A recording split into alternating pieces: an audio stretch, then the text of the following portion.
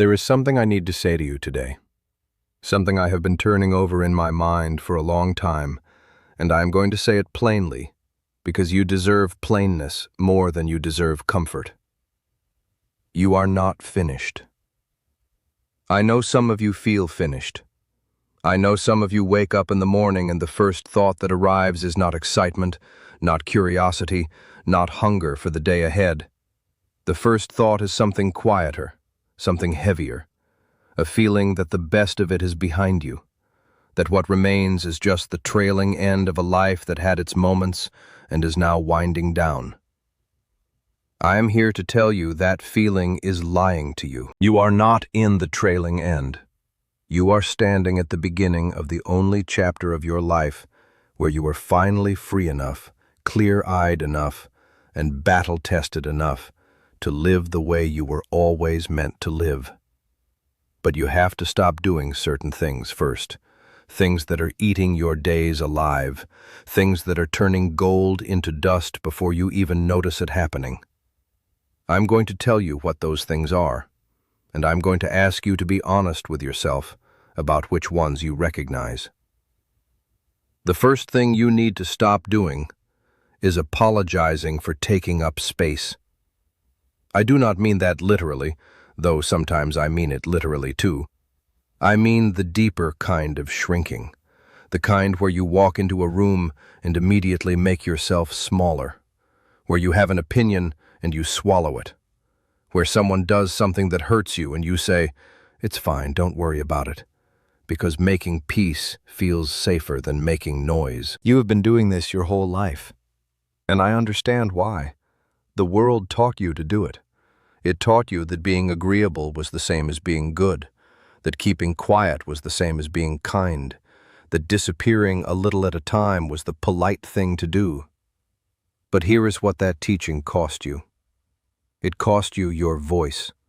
It cost you years of unexpressed truth sitting in your chest like stones. It cost you the version of yourself that never got to fully arrive because you were too busy accommodating everyone else's comfort. And now, in this chapter, you are still doing it, still apologizing when you are not sorry, still saying yes when your whole body is saying no, still folding yourself into shapes that don't belong to you just to avoid the discomfort of being seen. Stop. You have spent 60 or 70 or 80 years earning the right to stand flat-footed in a room and say exactly what you think, to say no without an explanation attached, to say, "This is what I want, this is what I need, this is who I am," and let that be the whole sentence. I knew a woman named Ruth, quiet woman, sweet woman, the kind of person who remembered everyone's birthday and forgot her own. She spent 63 years putting herself last at the table, last in the conversation, last when it came to her own wants, her own dreams, her own name. And when Ruth turned 75, her doctor told her she had maybe 2 years left. Not because of anything dramatic, just the slow unwinding that sometimes comes. And Ruth sat with that news for a week. And then she came out of that week a different person. She started talking. Really talking. She told her daughter things she had kept inside for 30 years. She told her neighbor that his music was too loud and she had never liked it. She told her pastor that she disagreed with him about something and she explained why, clearly and without apology. She started ordering what she actually wanted at restaurants instead of what was least trouble. She sent back food that was cold. Small things, enormous things. Ruth told me that those 2 years were the loudest years of her life, and she meant that as the highest possible praise. She didn't get more time than the doctor promised, but she filled every inch of the time she had, not with noise for noise's sake, with the sound of a woman who finally let herself be heard. Do not wait for a diagnosis to find your voice. Use it now. The second thing you need to stop doing is treating rest like it is something you have to earn. This one runs deep. I know it does. Because most of you were raised by people who believed that busyness was virtue, that idle hands were dangerous, that sitting down in the middle of the day without a reason was something close to sin, and you carried that belief into your bones. You worked, you produced, you justified your existence through output, and for a long time that served you. It built things, it raised families, it created the life you are now living. But you are still doing it, still filling every hour, still feeling guilty when you sit on the porch and do nothing, still inventing tasks so you don't have to face the silence, still treating rest like a reward you have not yet earned rather than a right that was always yours. Here is what I want you to understand. Rest is not the absence of living. Rest is where living happens. It is the space between the notes that makes music out of noise. It is the pause that lets you hear what your own life is actually saying. When was the last time you sat somewhere beautiful and let it be enough? Not photographing it, not describing it to someone, not making a plan for what comes next. Just sitting in it. Just letting your eyes take it in and your lungs fill with it, and your whole body remember that this, right here, is what all that work was for. My uncle was a man who never stopped moving.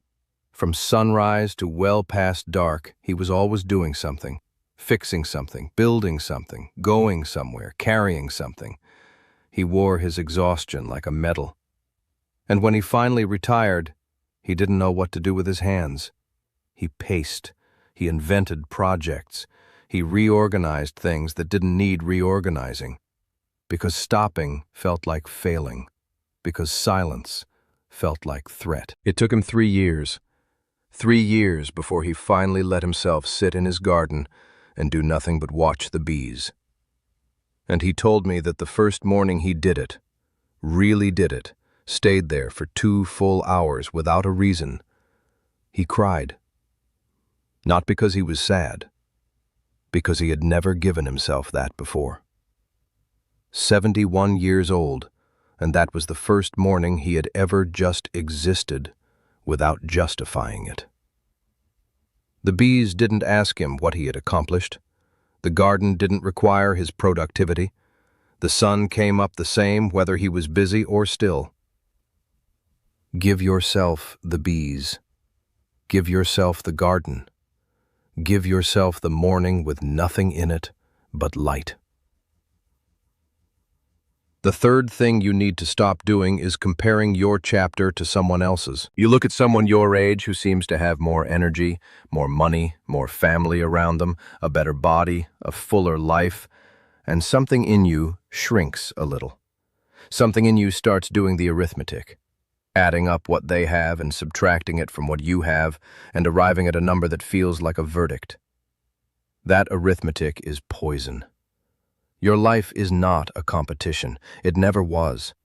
And comparing your interior to someone else's exterior, which is all you ever see, is like comparing your whole complicated, honest house to the painted front door of theirs. You do not know what is happening behind that door.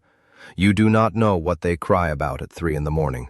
You do not know which relationships are breaking, which fears are winning, which regrets are loudest in their quiet hours. You only see the outside, and the outside of anyone's life, if they have any dignity at all, looks better than the inside feels. What you have is yours, completely and specifically yours. The way your life has bent and turned and broken and rebuilt itself into exactly this shape, this particular shape that no one else in the history of the world has ever had. That is not a consolation prize. That is an extraordinary thing. Stop measuring it against someone else's shape. It will never fit. It was never supposed to. I want to tell you about a man named George. George spent most of his 60s bitter. Bitter because his brother had done better financially. Bitter because his neighbor's children visited every weekend while his own called twice a year. Bitter because life, he felt, had distributed its gifts unevenly and he had come up short. And all of that bitterness lived in his chest like a slow-burning fire, not warm, just destructive. And then one afternoon, George was sitting at a diner, and a young man sat down across from him, a stranger. They got to talking, the way people used to in diners, and this young man asked George about his life. And George started to answer with the short version, the bitter version, the one about what he didn't have. And then something stopped him. Maybe it was the way the young man was leaning in, genuinely curious. Maybe it was something else. But George found himself telling the real version instead. The town he grew up in, the woman he fell in love with at 19, the years of hard work that felt hard but also felt meaningful, the kids, the fights, the holidays, the small, ordinary miracles that had been woven through a life he had spent so much time resenting. And when he finished, the young man said, "That sounds like a real life, a full one." And George sat with that for a long time. A real life, a full one. He had been so busy measuring what was missing that he had nearly missed what was there. Measure what is there. The fourth thing you need to stop doing is being afraid of the end. I know this one is harder than the others. I know it lands differently. But I need to say it, and I need you to stay with me. Most people spend their later years in a low hum of dread, not talking about it, not looking directly at it, but aware of it. The way you are aware of something in your peripheral vision, just there, just waiting. And that dread doesn't protect you from anything. It doesn't add a single day. It doesn't change a single outcome. All it does is take the days you have and fill them with shadow. The old ones I grew up learning from did not speak about death the way our culture speaks about it. They didn't treat it as the enemy.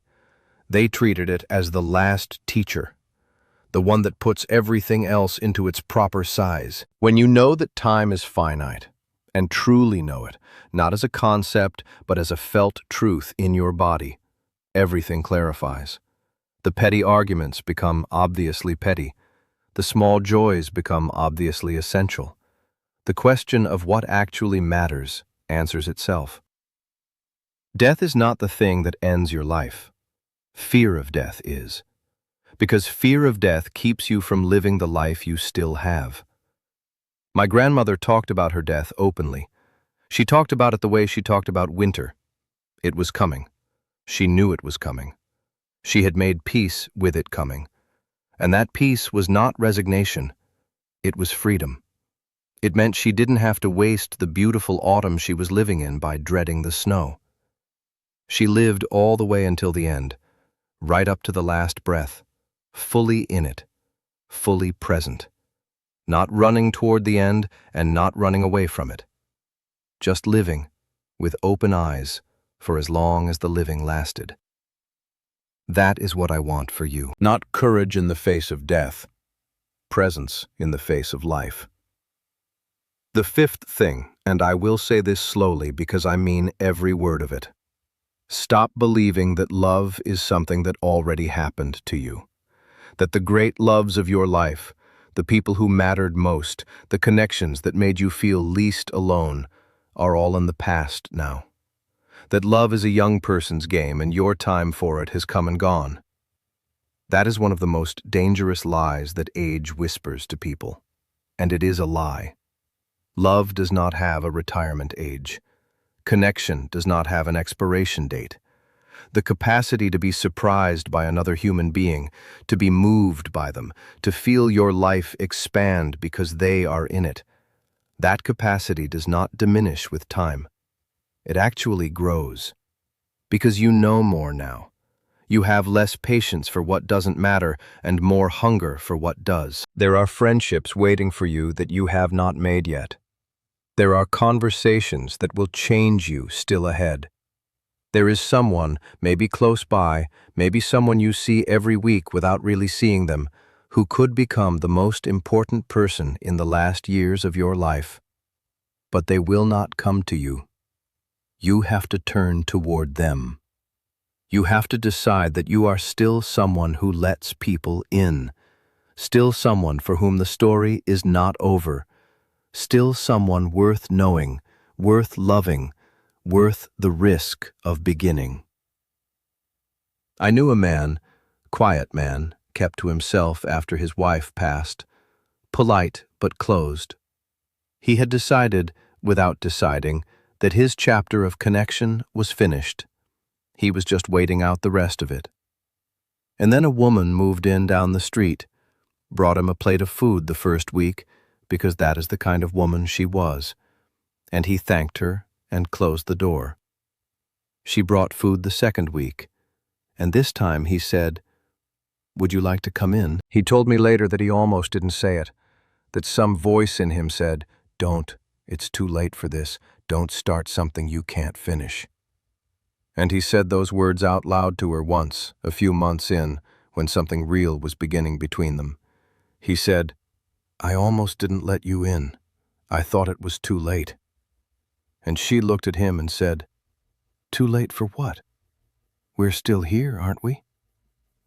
We are still here. That is the truth I want to leave with you today. You are still here. Your heart is still beating. Your capacity for joy, for love, for meaning, for the particular kind of laughter that only comes when you have lived long enough to know what is truly funny, all of it is still here. The only question is whether you are going to spend whatever time remains guarding it or giving it. Give it. Give it while you can. Give it today. Not when things are better, not when you feel ready, not when the conditions line up the way you think they need to. Today. This version of you. This chapter. This morning. It is not too late. Not even close. The river is still moving. Flow.